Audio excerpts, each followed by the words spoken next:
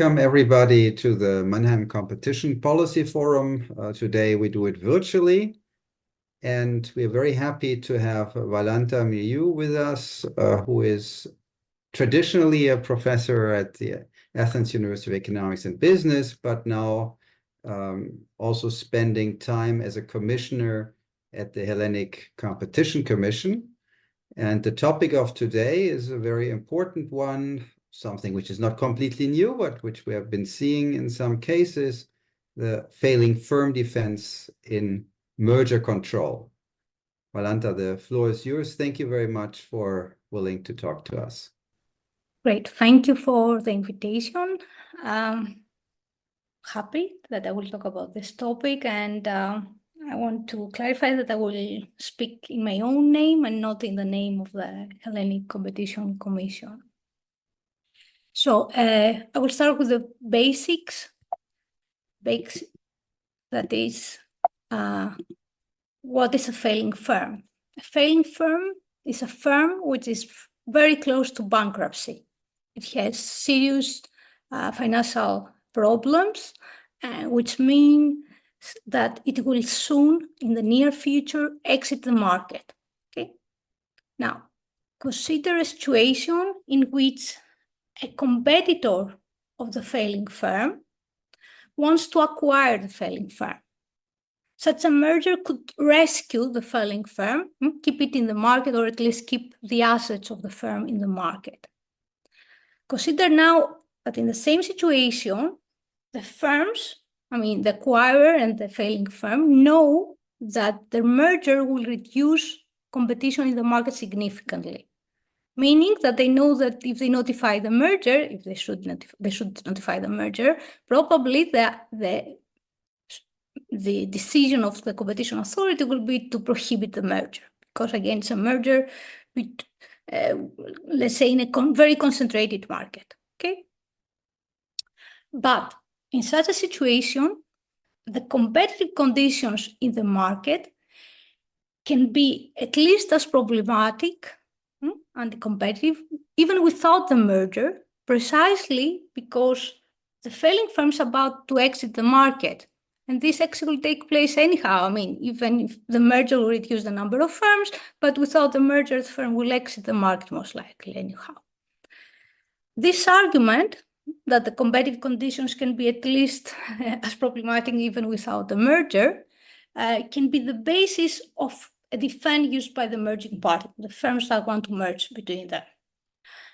A defense that can lead to the approval of the merger, which is an anti-competitive merger, in theory. Okay?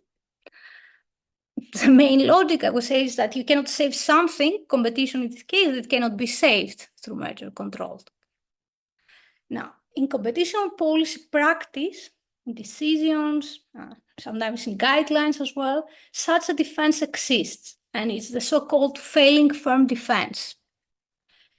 In fact, in competition policy practice, the failing firm defense is formulated as a specific test, as a rule, that consists of a number of predetermined criteria. It's not just a concept. It's not that I just go and say I have a failing firm and please consider my merger, but when the firms invoke the failing firm defense, it means that they, in their notification to the merger, to the competition authorities, they explain how they satisfy a number of criteria, predetermined criteria included in the failing firm defense. So it's not the same as an efficiency defense where the criteria are more vague and not somewhere explicitly predetermined or written. Here, the criteria, the rule to use the failing firm defense are pretty clear.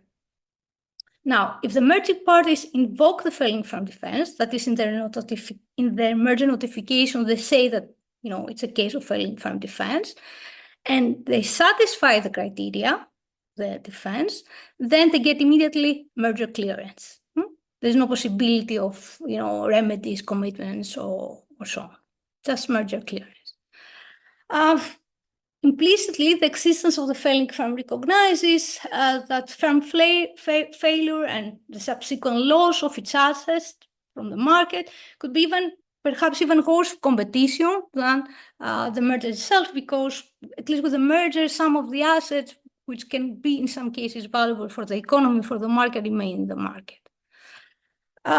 It's a defense that is accepted and used in merger control, both at the EU, EC level, the level of various national authorities like Germany, Greece, and so on, France, as well as in the US and in the UK. But its use is not straightforward from the party's point of view. I mean, the criteria are quite strict and hard to prove from the merging parties that they are satisfied. Actually, my own experience is that it's hard from the enforcer's point of view, from the competition authority's point of view, also to check if they are satisfied indeed. The last time that it was used successfully at the EU level, at the EC European Commission level, was a case in 2013 involving two Greek firms in the airline market, Aegean Airlines and Olympic Air. I will talk about this case a bit later on. So 2013, the last case at the EC level. It was expected by some commentators and scholars that during the COVID-19 crisis that there would be a reawakening of the failing firm defense, more firms doing worse because of the financial crisis and then the COVID crisis, and thus that the number of cases were invoking the failing firm defense will increase. This did not happen, at least it didn't happen immediately in 2020 or 21, but it did happen more recently, although I'm not sure that these cases are related to the COVID crisis or what was before the crisis. Okay, so very recently, it seems that failing firm is making, let's say, a comeback. For example, in the French Competition Authority in 2022, for the first time, cleared a merger on the basis of the failing firm defense. The Greek Competition Commission, the Hellenic Competition Commission, in the summer of 2023, so last summer, we also cleared the merger for the first time on the basis of failing firm defense. And very lately, recently, in the last 2 or 3 months, the CMA, the UK Competition Authority, cleared 2 mergers on the basis of the failing firm defense. Okay, that's why you see also the title in this post saying is the failing firm defense making a comeback. Now, I finished with the introduction, so let me say what's going to be the rest of the talk. The structure of the rest of the talk. We'll first talk about merger control and the use of counterfactual merger control.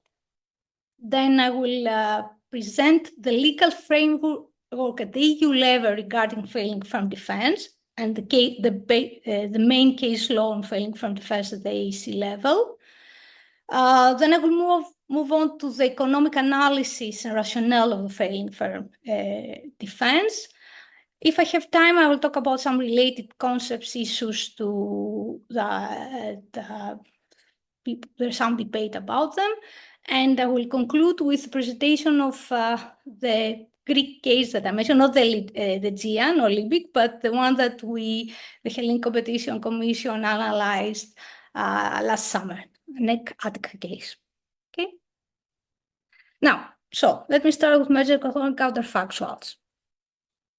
Now, assume the 2 firms decide to merge, and they are competitors. Okay, so we have a horizontal merger. If certain thresholds are met, what they have to do is they have to notify the relevant competition authority. And then the relevant competition authority has to assess the merger, examine the situation, see if there are theories of harm, and so on. This would lead to a decision by the competition authority regarding the merger and which are the options. As we all know, the options are 3, either merger clearance or merger approval with remedies, commitments, or merger prohibition. Okay. Now, when should the competition authority choose merger prohibition? There are 2 necessary conditions. The first is that the merger is anti-competitive. that is according to the merger regulation of the European Commission, that the merger would significantly harm effective competition. The second necessary condition is not only that the merger will decrease significantly competition, but the second necessary condition is that the merger causes the decrease in competition, the competition harm. In other words, that there's a causal link between the harm and the merger. That the harm wouldn't exist, if the harm would exist even without the merger, then it's not the merger's fault for the harm. Okay? Now, how the competition authority examines if these two conditions for merger prohibition are satisfied. It does so by comparing two situations. It compares the competitive conditions in the factual. What is the factual? The factual is what will happen if we allow the merger, the future with the merger, what is expected to happen in market in case of merger clearance, with the situation, the counterfactual, which is what will happen if we don't allow the merger, future without the merger. And it should go for merger prohibition only if competition conditions in the factual are worse than the counterfactual, so that we have the causal link between them. Okay? Now, in most cases, in most merger cases, since they do not include the failing firm, the counterfactual is proxied by the status quo, by the current situation in the market before the merger, by the competitive conditions that prevail at the time of merger. Okay? The implicit assumption is that in the near future, the situation will not be very different than the current situation that we have before the merger takes place. This is also stated formally in the EC horizontal merger guidelines. In most cases, the current conditions will constitute the relevant competitive conditions for evaluating the merger counterfactual.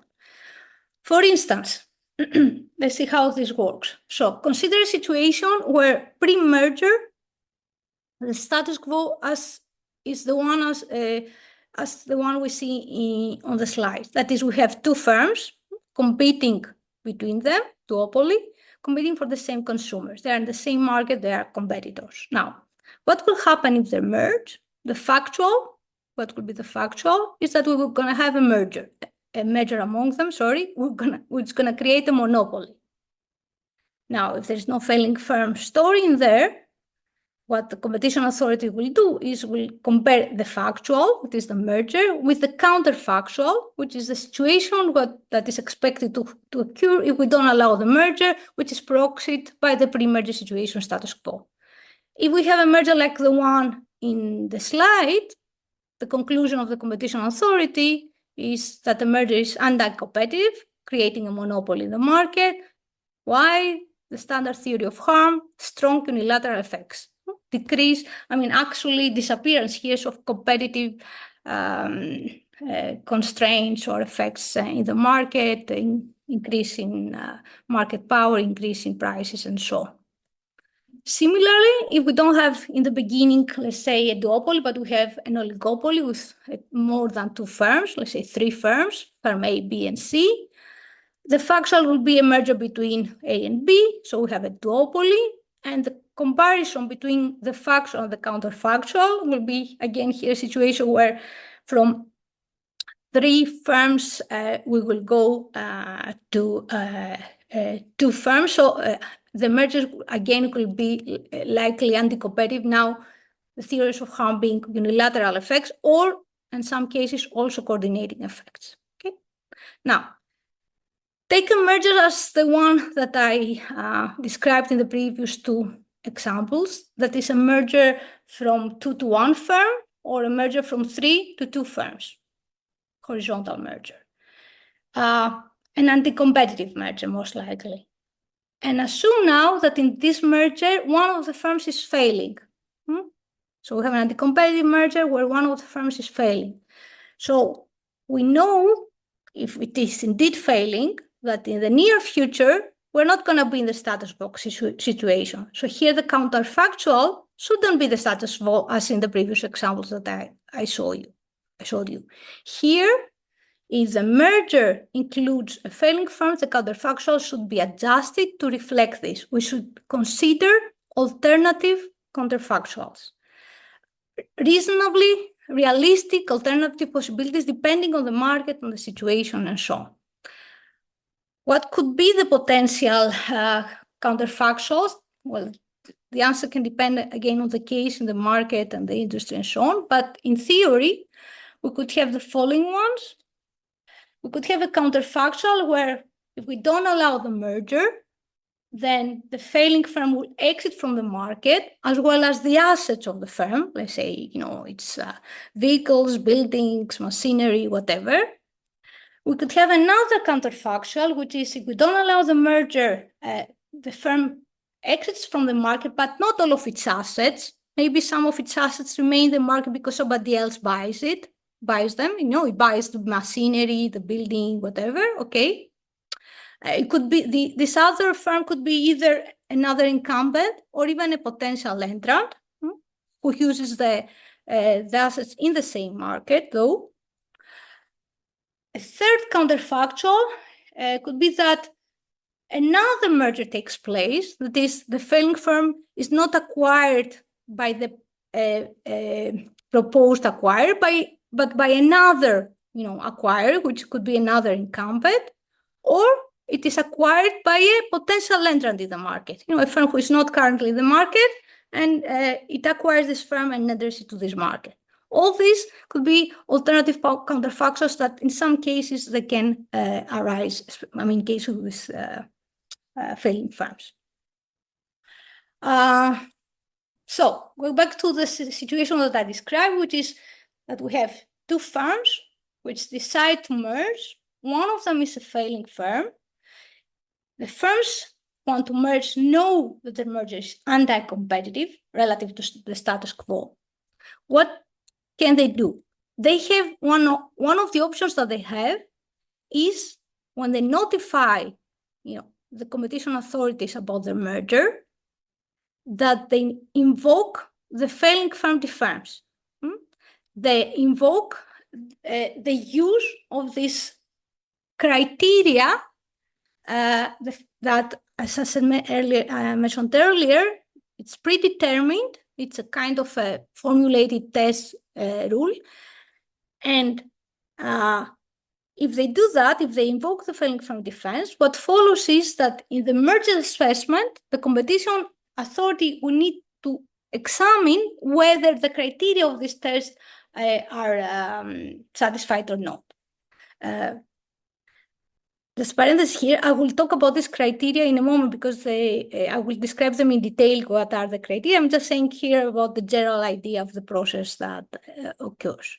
So, have a merger with a failing firm, an anti-competitive merger, they have the option on invoking the failing firm defense. If they do that, the competition authorities examine whether the criteria are satisfied. If we have successful use application of the failing firm defense, and if they conclude that this is the case, then the competition authorities have to decide that the merger is cleared. Okay. So in other words, as I said in the introduction, the failing firm defense is a kind of an absolute defense. Successful use of it leads to unconditional approval. Because of this, because exactly of the reason of the fact that it's an absolute defense, its criteria should be, very carefully designed, and its criteria should identify the cases in which indeed the defense is absolute, the cases in which there is no possibility that the counterfactual is better in terms of competition than the factual. In order what? In order to avoid the type 2 errors, clearance instead of prohibition, where should have been prohibition through the use of the failing firm defense. Okay, now, what is the current form of the failing firm defense at the EU level? And when I talk about the EU level, I mean at the EC level, okay, European Commission level.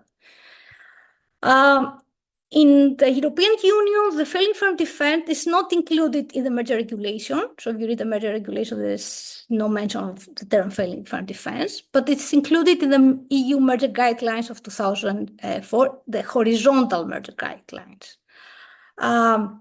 In particular, these guidelines say that the EC may decide that an otherwise problematic merger is nevertheless compatible with the common market if one of the merging parties is failing. And it goes on and says that the European Commission considers the following 3 criteria to be especially relevant for the application of a failing firm defense. So it describes the criteria that constitute the failing firm defense and that firms need to satisfy. The first criterion is the following. The first criterion says that the alleged, and this is like copy-paste from the merger regulation, the allegedly failing firm would in the near future be forced out of the market because of financial difficulties if not taken over by another undertaking. The second criterion is that there is no less anti-competitive alternative purchase than the notified merger. And the third is that in the absence of a merger, the assets of the failing firm would inevitably exit the market. Okay, 3 criteria. They should be satisfied, all of them, and the burden of proof is on the merging parties. I mean, the merging parties, when they notify, they should explain why the first criteria is satisfied, why the second is, and why the third is satisfied. And the Commission has to check whether what they say, makes sense or, or not, and check maybe in depth, more in depth what the claims are. Let me go now more into the details of each criterion, because they have the essence, let's say, of the failing firm defense, at least in practice. So the first criterion, we can restate it as a criterion says that we should have exit of the allegedly failing firm from the market without the market. The firm will exit the market if we don't allow the merger.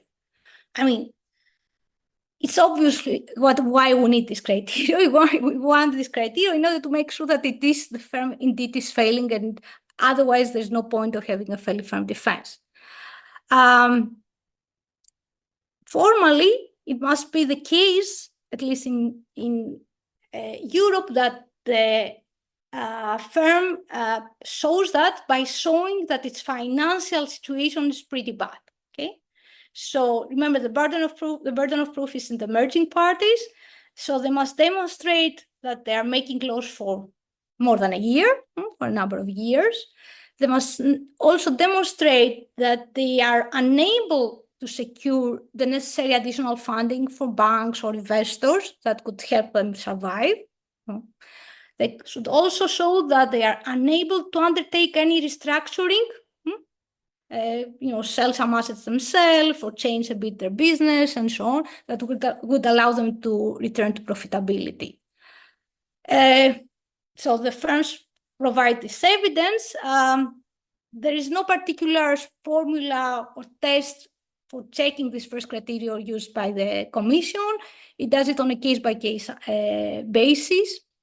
It evaluates, the financial difficulties and the evidence depending on the particular case.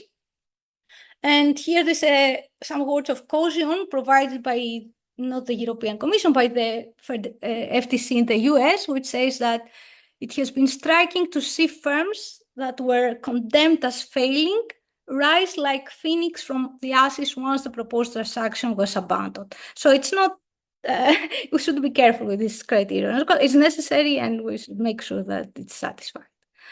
Now, the second criterion can be restated as follows. There should be no less anti-competitive alternative merger.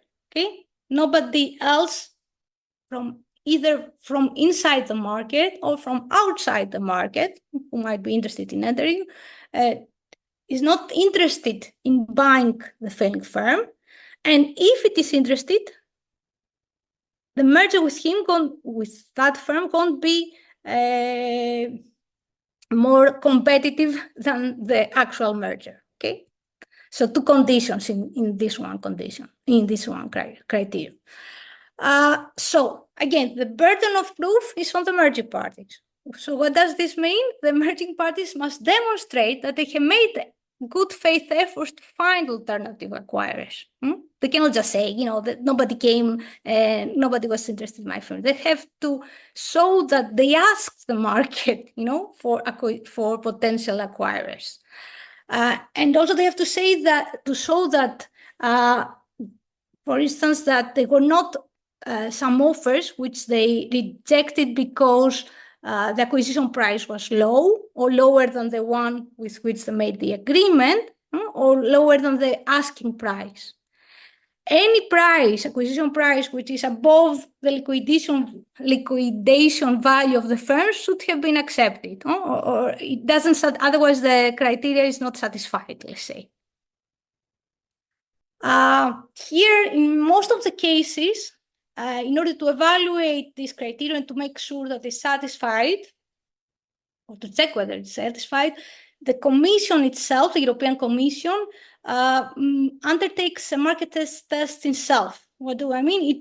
It sends questionnaires to potential acquirers of the firm, usually firms in the same market or similar markets, and asks them, during the merger assessment procedure, whether they're interested in buying the failing firm.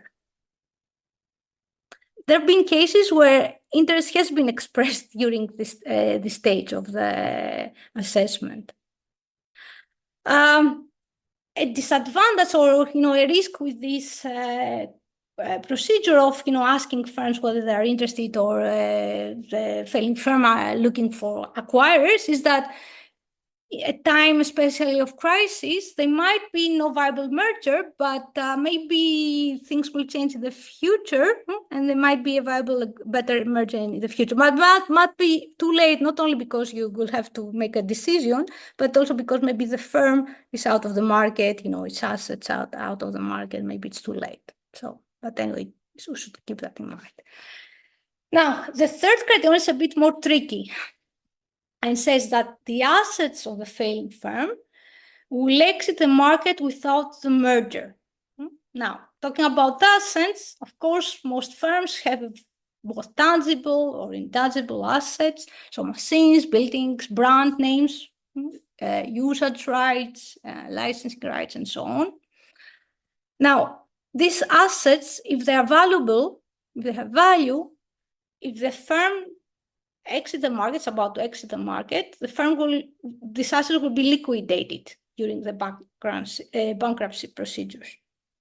So this could mean that other firms could potentially buy these assets, and potentially they can put it back in this market, use them in this market. Okay? Not immediately in most of the cases, but hopefully not very far, not very far away in the future.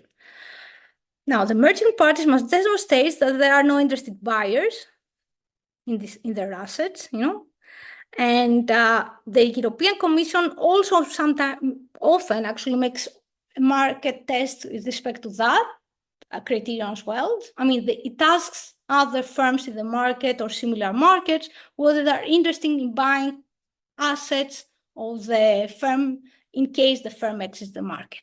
No, the firm has not exited the market. We evaluate the merger before that.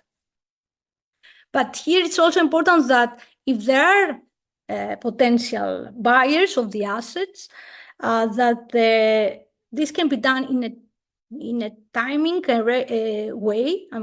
Because sometimes the assets can be destroyed in the meantime, not in purpose, but because of their nature, during the bankruptcy procedure, which can take months or sometimes even years. So what I've done so far is I described the criteria of the EC emergent guidelines, and now I'm going to talk about some case law, the main case law. Actually, I think all the cases that exist or I try to include all of them at least, that have to do with the failing firm defense and the European Commission. the approach that the failing firm defense has over, the European Commission has over the failing firm defense, and the criteria that I described earlier, they were not put there from the beginning. They were developed, they evolved through time, through case law. So we didn't first have the criteria and then we had the cases. It was actually the other way around, okay, in Europe. So the first case where in the European Commission we had the development actually in the application of failing firm defense was a case in 1994, Milliou, Salz, and MDK. It was a case which would create almost a monopoly, I would say, in a number of chemical product markets in Germany. And in this case, the European Commission identified 3 criteria in the decision, which stated that if these criteria are met, then we would have failing first defense. The first 2 criteria are the same as the ones that I described earlier, okay? So they were included in the decision of this case. The third criteria was different. It was not the one that I said earlier. It was a criteria which was saying that without the merger, the acquiring firm would gain the failing firm's market share. That is, if we have exit of the failing firm, the market share of the failing firm would go to the proposed acquirer anyhow, okay? So it was a reference to the market share and not to what would happen to the assets of the firm. 2 decisions followed, which were unsuccessful. I mean, the Commission decided that they did not fulfill the 3 criteria that I mentioned earlier. Not the first 2 which I mentioned, plus the market share criteria, not the exit of asset criteria. The second successful failing firm defense case at the EC level was in 2001. It was the acquisition of Eurodial and Pantocin by BASF. Eurodial and Pantocin were firms who were having important financial problems. The merger in this case would not create a monopoly, so it was not 2-1. It would create a dominant position. Okay, so it's kind of 3-2 or 4-3 and so on. In this case, the European Commission changed the third criteria in the decision. So instead of using the market share criteria that used in Milliou and Schultz's case that I mentioned earlier, it changed the third criterion to the following one, to the one that I mentioned when I described the merger guidelines, which is that without the merger, the failing firm's asset would exit the market. So reference to exit of assets, not reference to the market shares. Indeed, in the decision of the case, the Commission explained that we have a situation where the market share would not necessarily go to the acquirer in the case of exit, but still that the merger would be preferable to no merger, because in the no merger case, we would have the loss of the assets. So the European Commission stated that even though the market share criteria that it had used in the previous, Gage and Salz case would not be satisfied, here the factual could be better than the counterfactual due to the exit of assets in the latter. Okay? And this decision led to the creation, to the 3 criteria that were used in the EC horizontal merger guidelines that I presented earlier. Okay, so we started with some different criteria, then the first 2 were kept and the third was adjusted, and then they were included after this case in the merger guidelines, which was 2004, so 3 years after the BASF decision. We had 2 more cases which were unsuccessful, failing firm defense cases, in 2007, 2012. But unsuccessful did not mean that they were prohibited. it meant in these particular cases that the European Commission said that the failing firm defense criteria are not satisfied, or at least some of them are not satisfied. So what it did a complete analysis, counterfactual analysis, with the correct counterfactuals, taking into account that perhaps we're going to have exit of the firm. And the decision that it reached in both of them was merger approval with remedies.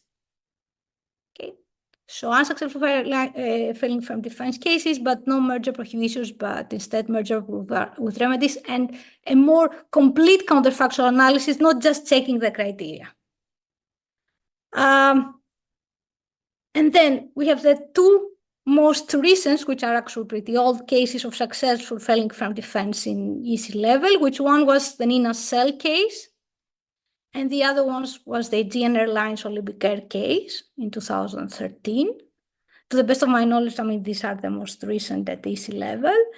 A common characteristic of the Nina Cell case and the Aegean Olympic case was not only that they were successful in terms of failing firm defense and they got merger clearance, but that they both were cases of failing division, not of firm. Meaning a subsidiary of a firm was failing, not the whole, not the parent company. Okay. So, for instance, in the Nina Cell case, Nina's wanted to acquire a certain failing refinery that belonged to Shell, the parent company.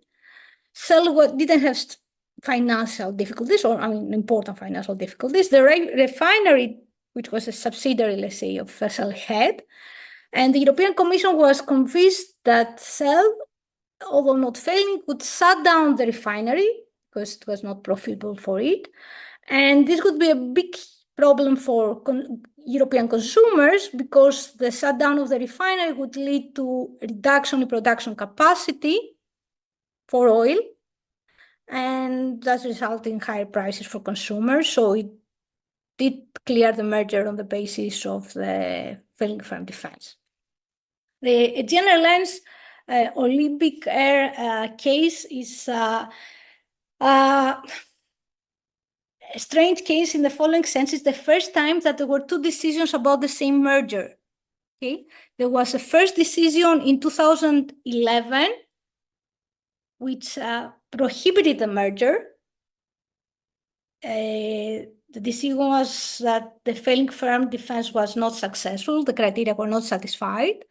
And then in 2013, a second decision from the European Commission, after a second notification of the merger, of course, which was merger clearance on the basis of the failing firm defense. Again, it's the first and only time that the European Commission cleared the merger after it has been previously prohibited, 2 years afterwards. It was a merger between two Greek airlines companies, only because the previously public national Greek airline that we had, which was privatized in the meantime 2009, and which was a division of Mannheim Group, which is an investment company. The parent company was an investment company. The merger would create a monopoly on 5 local routes. Connect flights within Greece. For instance, the flight between the two main cities in Greece, which is Athens and Thessaloniki. They were the only companies, providing services in this one. But the same thing would happen in 4 more local routes, and it would eliminate potential competitors on 6 more routes. So a merger to monopoly or to almost monopoly in some cases. So what happened between the two decisions? The financials, there was a big change in the first criterion. What is the big change in the first criterion? Is that the Olympic Air, but also its parent company, Mannheim, have been doing much worse in 2013 than they were doing in 2011.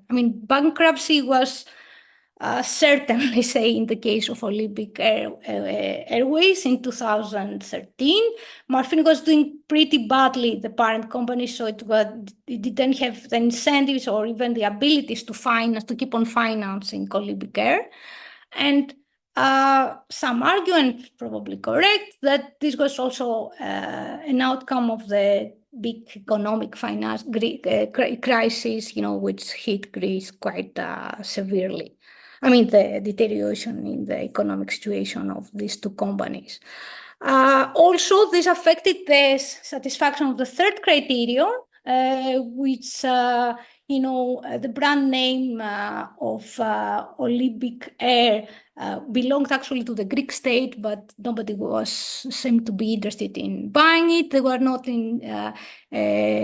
The commission did market tests and found out that there were not players who were interested in entering this market, even in the case of exit of Olympic Air and so on. Okay, but that was 2013. Now the answer could be different, with tourism and so on, and there is some entry, in the local, regional and local markets in Greece, even in airlines.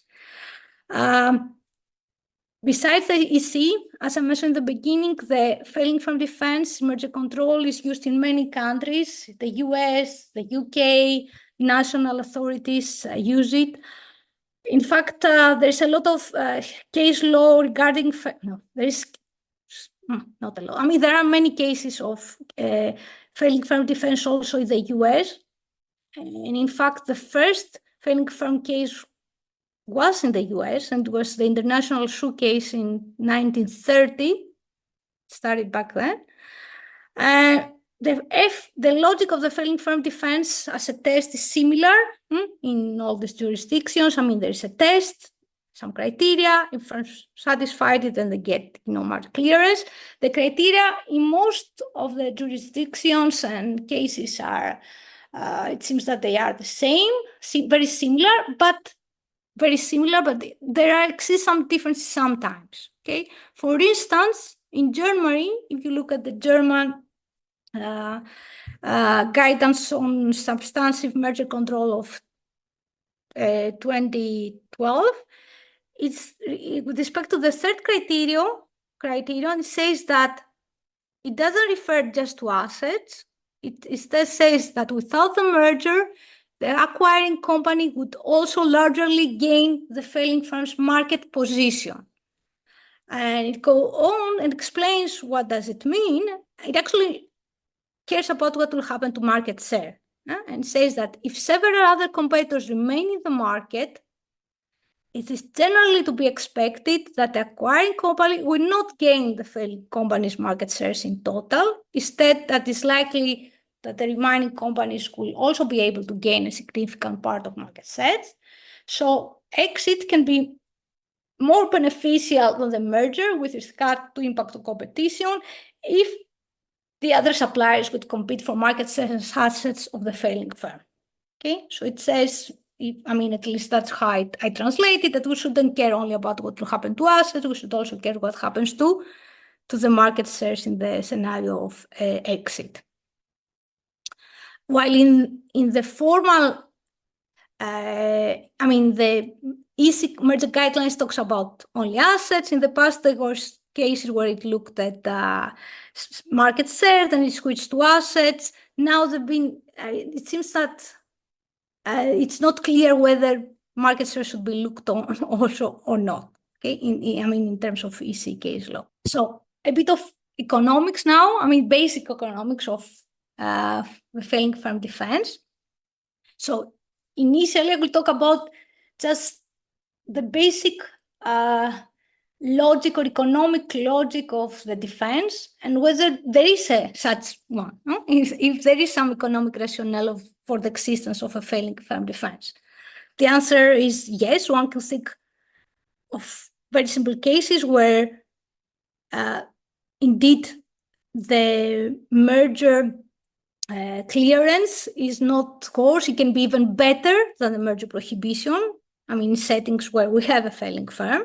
So I'll just demonstrate the most basic case, which is similar to one that I described earlier. So again, let's consider a situation where pre-merger, the status quo is that we have two firms competing for the same consumers, and then we have a proposed merger, and one of them is failing. Let's say that firm B is failing, okay? And let's say that we have a proposed merger.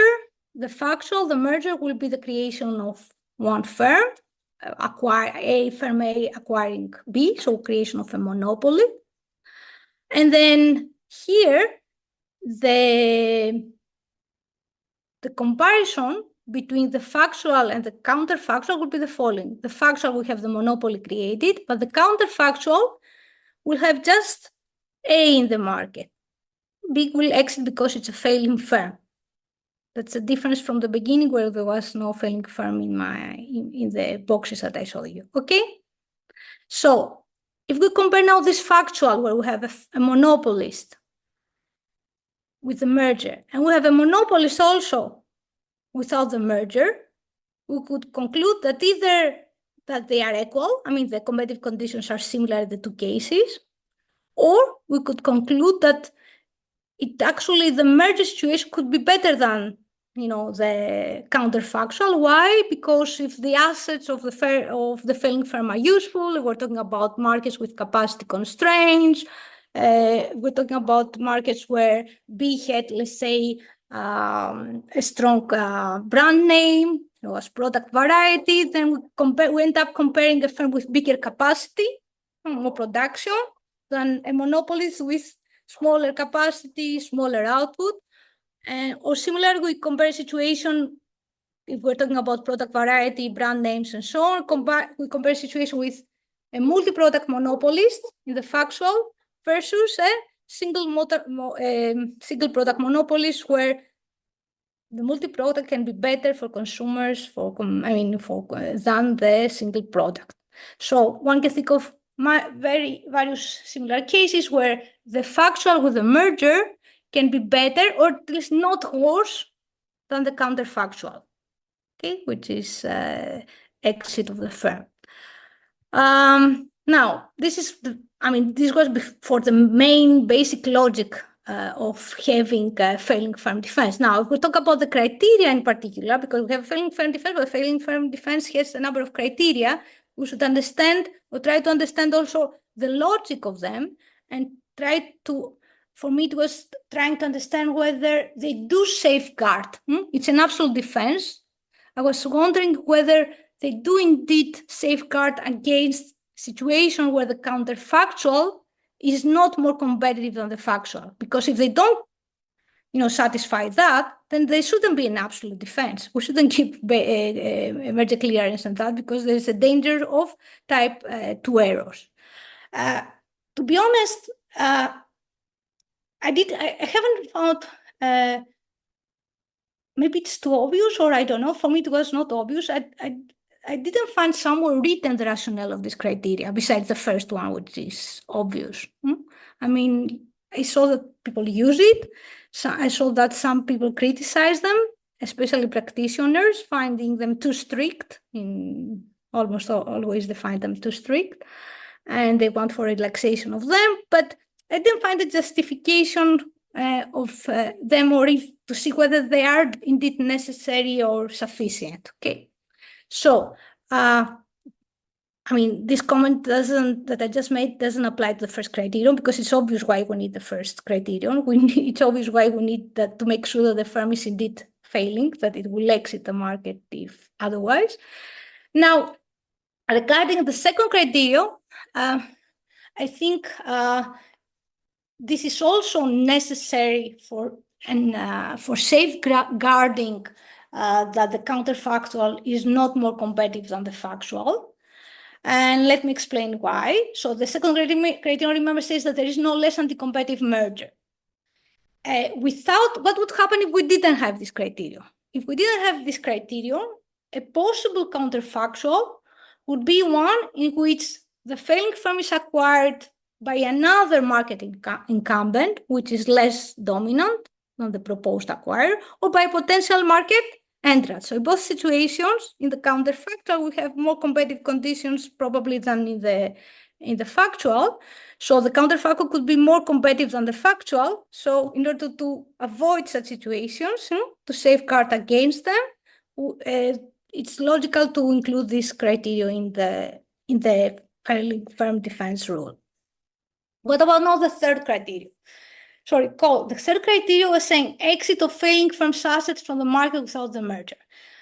This criteria makes sense, of course, only if the assets are valuable. If the assets are not valuable, it's different whether we have it or not have it. But there are many situations where the assets can be valuable. At least some of the assets can be valuable. Now, what would happen if we didn't have this criteria? So I'm trying to answer the question, is it necessary? I mean, for safeguarding that the counterfactual is not better in terms of competition than the factual. Now, without the criterion, a possible counterfactual would be one in which failing firms' assets, or at least some of them, are bought and used in the same market potentially by less dominant incumbents or by a potential market entrant, not by the proposed acquirer. So let's say in the factual, we have that they're used by, let's say we were from 3 to 2 firms, and all the assets go to the acquirer, so we have 2 firms.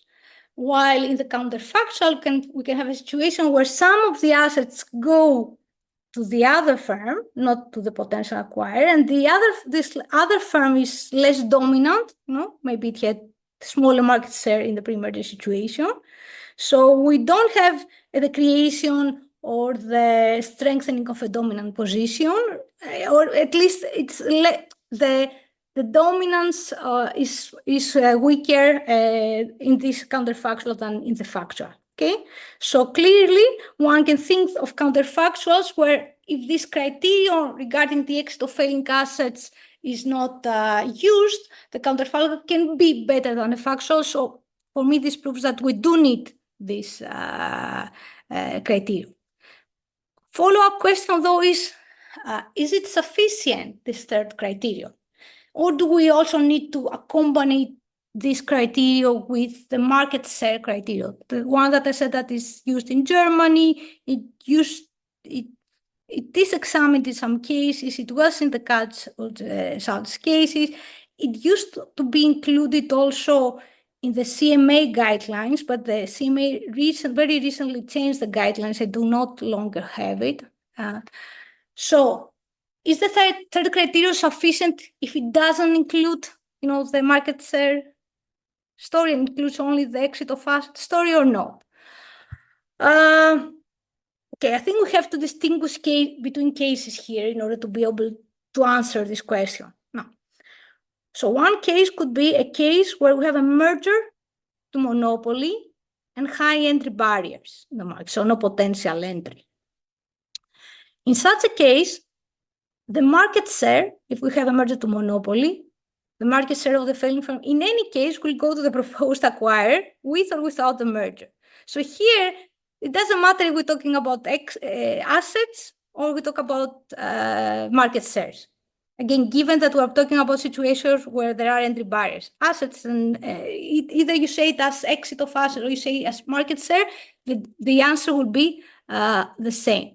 This is indeed recognized, I must say, in the EC horizontal market guidelines in a footnote that they have. And they refer to the Katz and Suits case, and they say that when we have a monopoly, merger to monopoly, then the market share criteria, we don't need to look at it because it's the same thing as the exit of asset. But they don't say whether we should look at it when we don't have a merger to monopoly. They are unclear about that, okay?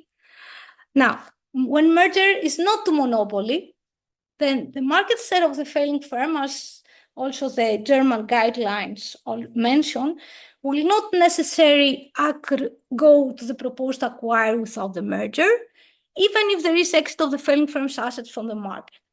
Maybe, for instance, capacity is easily adjusted, and maybe another firm who used to be 30% goes to 35%, or another recovery increases its market share, and so on. We cannot be sure for sure if it's not a capacity constrained market or a market where capacity dictates, let's say, output. Now, so if we have a situation where in the counterfactual, so in the case of merger prohibition exit of the failing firm, the market shares can vary, and it's not necessary that the market share of the failing firm will go to the proposed acquirer. Can we then have a counterfactual which is more competitive than factual? If the answer is yes, then it means that the third criterion is not sufficient. We should do something to include something else in there, to safeguard that it does not allow for such situation arising, situation where the counterfactual is can be more competitive than the factual. I thought about it a lot during the last. I think it's hard to think of such counterfactual if there are high entry barriers in the market, of situations where it's hard, capacity is important or entry barriers are high, and we have even a change in market share occurring in the counterfactual, and a situation that arises in the counterfactual which is worse than the factual. Okay, but I could think of cases where this can occur when there is the threat of potential entry, or potential entry is possible, meaning that entry barriers in the market are not very high. And let me go through that. Here I can think of cases where if we have just the exit of assets criterion, we could have that the counterfactual can be better in terms of competition than the factual. And if it's such the case, then it means that the third criterion included only the assets, exit of assets. This doesn't safeguard. It shouldn't give an absolute. It doesn't work as it should not work as an absolute defense. It's not an absolute defense. Okay, let me describe such a situation. Okay, so I start again from the same point of a situation where pre-merger in the status quo we have two firms, and then we have a merger to monopoly in the factual. But assume that in this example that I do assume that the failing firms' assets are valuable. Okay, so for instance, B has a brand name, a strong brand name. A acquires it, so it's a multi-product firm producing two product varieties. Okay. Now, consider that in this market, in contrast to all the examples that I gave you before, and the assumption in most of the cases or apply in case law, or are done in case law, or applied in case law, that there is a potential threat of entry or potential entry in this market, not threat of entry. So meaning that it's a market where entry barriers are not that high. Okay, so we have epsilon that considers entering to this market in the factual. Okay, what about the counterfactual? The counterfactual here will be that B exits the market, so we have just A. And again, we have epsilon, firm epsilon, considering entering to the market, okay? So in both settings, the factual and the counterfactual, I have a firm who considers entering the market, right? But I think one can see here that there is a possibility that entry incentives are stronger in the counterfactual, because if I enter the counterfactual, I will compete with a firm which, for instance, has just one brand name. While it's not multi-product, and I will lay it there with my own brand name or my own product variety. While in the factual, I will have to enter a market where I'm going to have a stronger, dominant firm, which has two brand names. It already covers part of the market, and so on. So I can have a situation here where entry incentives in the counterfactual facing a less stronger incumbent are stronger. So we can end up in a situation where maybe in the factual I won't have entry, while in the factual I will have entry, okay, and competition.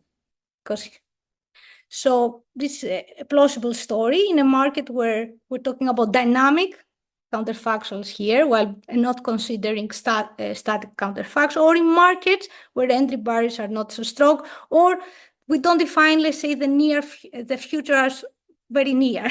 We can look be a bit more forward-looking. Yeah, Valanta, just to clarify, so essentially this is a story of an efficiency offense, right?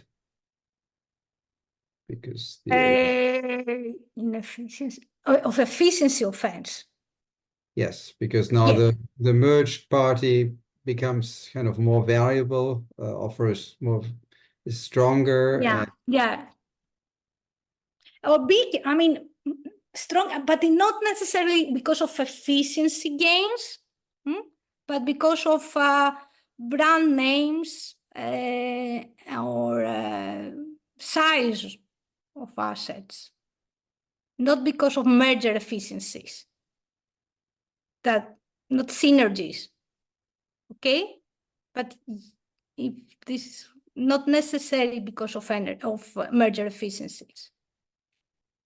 Okay. The inclusion of, conclude on this part, saying that the inclusion of the market share requirement where there is potential entry could solve this problem. Because if we assume on top of the exit of asset criterion that the market share should go to the potential acquirer, and if this criterion is satisfied, then we cannot end up with a situation as the one I described, okay? So the additional use of the market share criterion can safeguard against the situations. But it could create other problems because it would mean that situation like in the bus case, where this criteria was not satisfied, that merger would not be cleared on the basis of the market share criteria, okay? So entry potential, what type of assets are used, or how valuable the assets are used, or how easily they can be adjusted, quantity, output, and capacity. I think it should be affect the decision and should affect the flexibility, let's say, of how we formulate the third criterion, okay, and how we use it. I will just 2 minutes about the economic literature on the topic of failing fair defense. There's a lot of literature on mergers, horizontal mergers, but the one focusing on failing fair defense have very few papers. There are a couple of papers who look at merger incentives in the presence of failing firm defense, but not at the criteria of the failing firm defense. One of them, the first one that I mentioned on the slide of Kurt and Kurt, says that a firm will not have incentives to acquire a failing firm. You would prefer that the failing firm exit the market. So if we see a failing firm, a merger with a failing firm, it will be because there are some other reasons like economies of scale or some. Without such efficiencies, we wouldn't expect to see such a merger. Vasconcelos considers a setting where there is a sequence of mergers, so he considers 2 mergers instead of just one. And he shows that the firm might have incentives strategical to first make a merger which is efficiency improving, has efficiency gains, so that it becomes a very efficient firm. Its competitor in the market is not able to compete with that efficient firm. It fails, and then the first firm acquires also the competitor, and we have a monopoly created in the market. So the existence of the failing firm defense, that it can end up buying the failing firm, can not always serve, let's say, one can think of a situation where it doesn't serve consumers' interest. There is an older paper by Persson in the Journal of Industrial Economics, which deals mostly with, I would say, the second criterion, because he says that the fact that the second criterion kind of favors, smaller acquirers, I mean, less incumbents, entrants, and so on, affects the merger proposals that will take place, the acquisitions that will take place, and it there are, in generally, the failing firm defense protects consumer surplus, even if it's so, but unless the small firms who make the acquisitions are too small. But I think in that case, the merger might not be anti-competitive. So there is a trade-off in what he focuses in cases that may not create a problem in the market.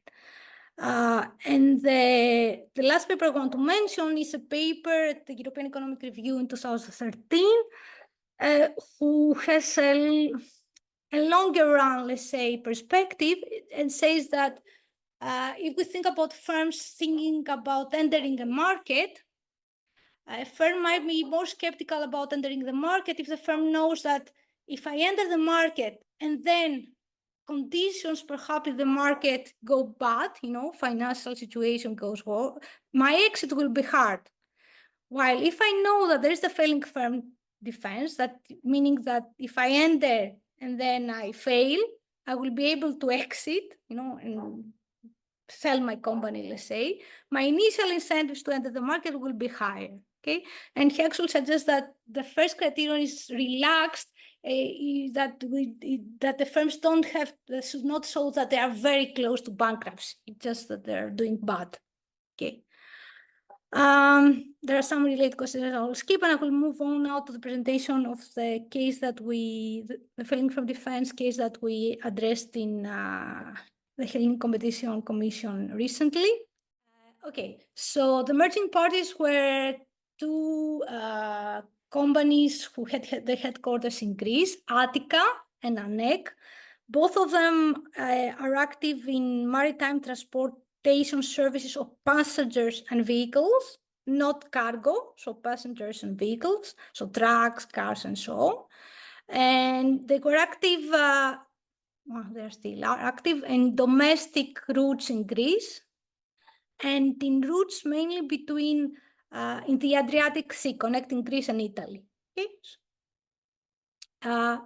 Interestingly, these two firms had a consortium, a joint venture, between them for a number of years, for more than 10 years. And they had a consortium where they were offering joint operation in a number of routes, the ones between Piraeus, which is the main port of Athens, and Crete, Heraklion, Chania, as well as joint operation in the routes between Greece and Italy, joint issuing of tickets and joint distribution of tickets, rationalization of the use of their ships, of their vessels. I will skip the timeline, just mention that the notification was in 2022, October. We enter into a second phase investigation. In the notification, they invoked the failing firm defense, otherwise I wouldn't be talking about this case, okay? And we had many plenary meetings and hearings regarding this case to clarify many things with the emerging parties and the third parties. And in 2023, August, we cleared the merger on the basis of the failing firm defense. It was the first clearing decision of the Hellenic competition case based on this defense. Relevant markets, product markets were marine transportation service for passengers, different market than the one for cars, and there was a different level of market than the one for trucks, and it was also maritime transport services under public obligation services. Here, the interesting part in the market definition, it was not only, the relevant product market, depending on whether you are passengers, cars, trucks, and so on, but how do you define the geographic market?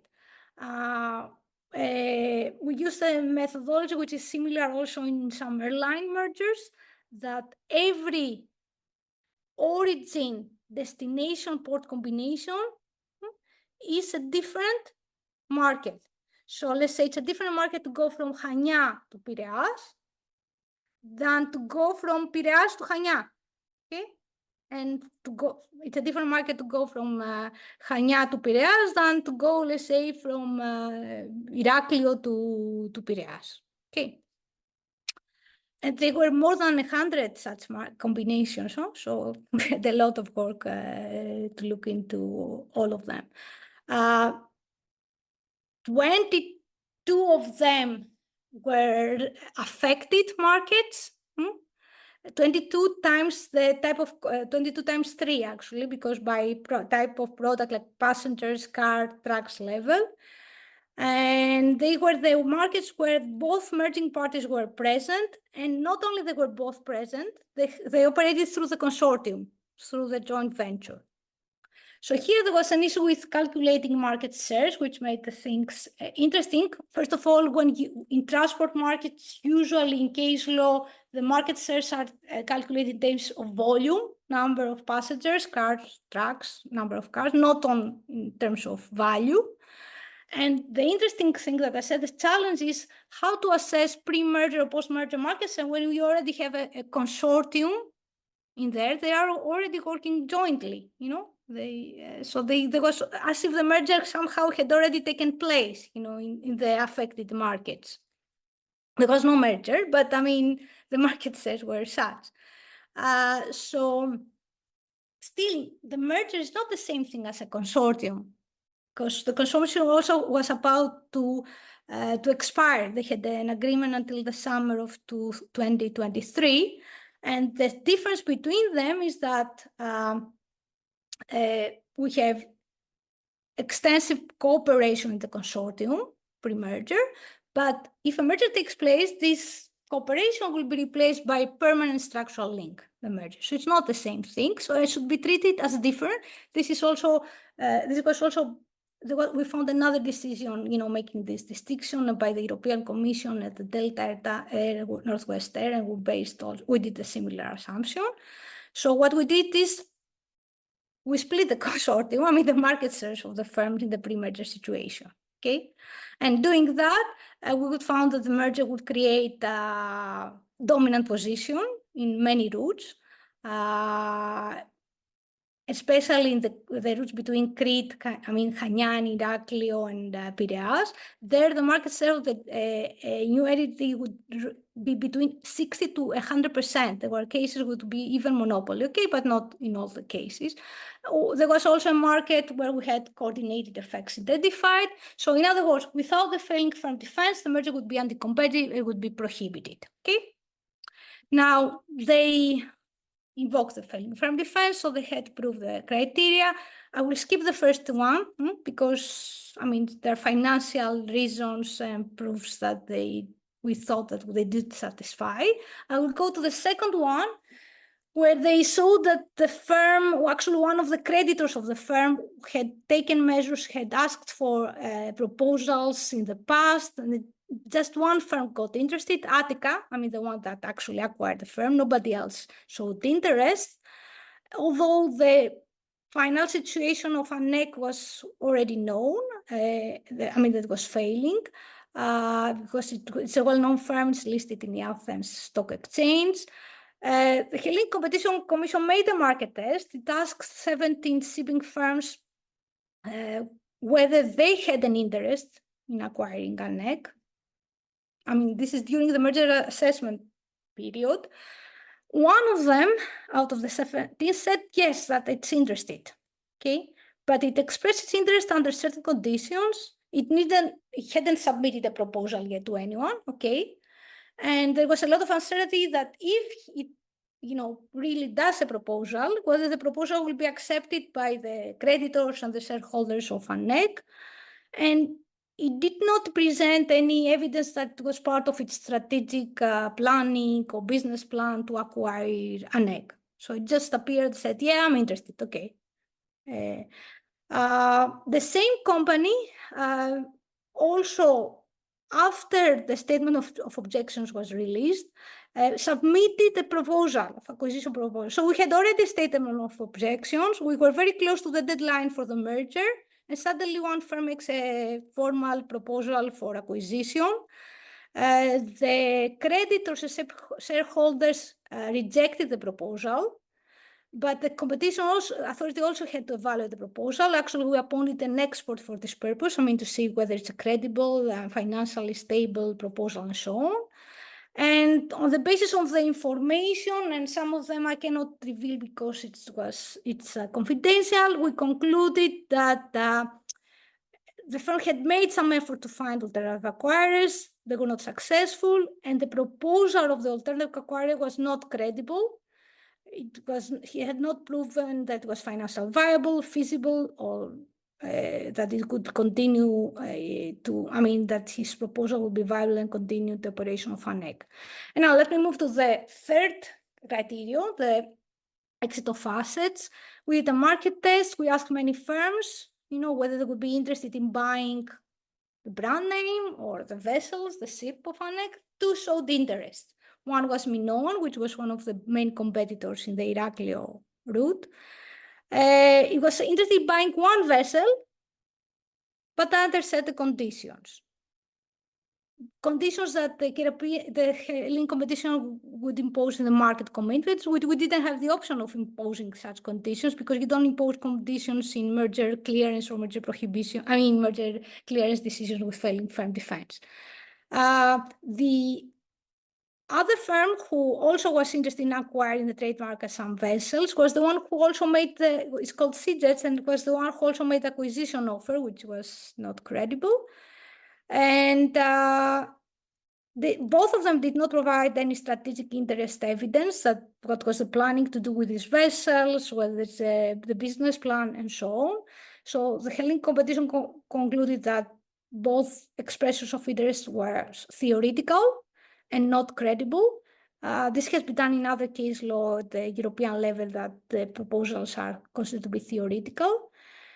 And what I want to mention here, two things about the third criterion. First is that it was a big challenge to examine this third criterion and to interpret this criterion when you talk about assets, which are vessels, and vessels are movable assets.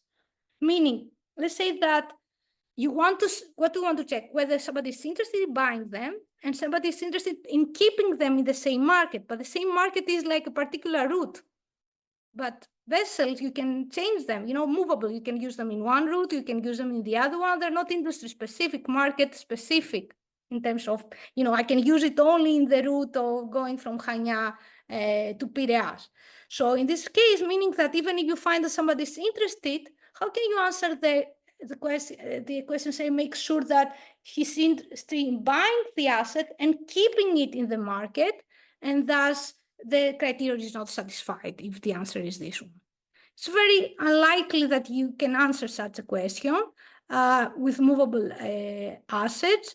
So this was also taken into account by the Hellenic Competition Commission, and made us realize that how, let's say, this issue and problem with the third criterion interpretation in case of movable assets. We looked at the market shares also, to make sure that we satisfy, we use the more, we said that, let's say that we also look to make sure that what will happen to the market share. Based on arguments by the acquiring firm and the fact that the markets which were problematic were markets which were doing well in terms of profits, and it was a closer competitor to the one which was the failing firm. They actually had a consortium between them, if you recall. So it was more logically that after the exit of the firm which was cooperating with this firm will continue, providing the services. Also, it had the vessels to do it. Attica had enough ships to continue providing the services. And in some of the problematic routes, it was actually the firm who was providing the services anyway, instead of Hellenic. So we concluded that the third criteria was also satisfied. And again, it was the first decision for a failing firm. We hope that we didn't fail. That we got and I'm actually we did a very in-depth analysis. It was a hard summer, let's say, for the Greek Competition Commission. We had long hours of work and hearings, and we used external experts on top of our personnel in order to, safeguard that the criteria were satisfied. Thank you very much, Valanta. Thanks a lot for sharing all this with us.